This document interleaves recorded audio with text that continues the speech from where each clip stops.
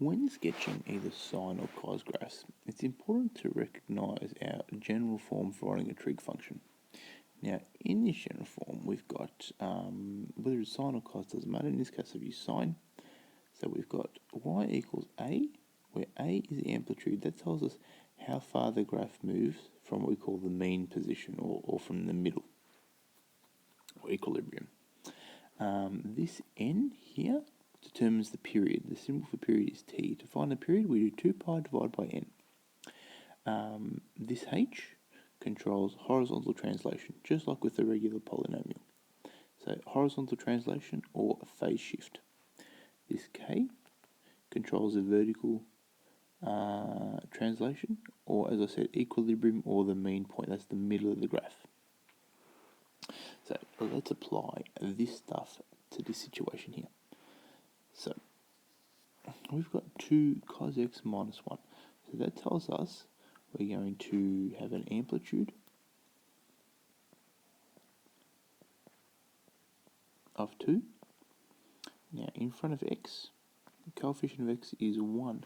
So therefore t equals 2 pi over 1. So it just equals 2 pi. So our period is 2 pi. One cycle is 2 pi.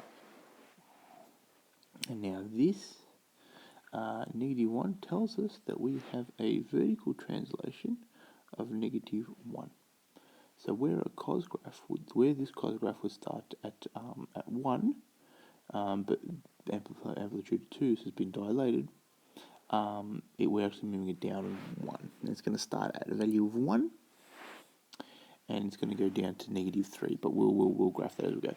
So what we're going to do, we're going to start off by graphing just cos of x, and then we'll make these 2 changes. So cos of x will look like this, where we're at 0, here we're at 2 pi, here we're at 1, and here we're at -1. We increase the amplitude to 2, and we're going to start off at 2. We're going to go down, bring it back up, and go back up to 2. So we're at 2 and -2. Now, we're going to bring it down by 1. So we'll then put that in 2 in, and put the -2. Now, this -1 brings it all down by 1. So we're going to start here at 1, but we're going to go down to -3. So we're going to go through, come back up, and end up there. So this goes from 1 down to -3. So from this, our range is -1 out to 3 because of this. So that's a bit of information.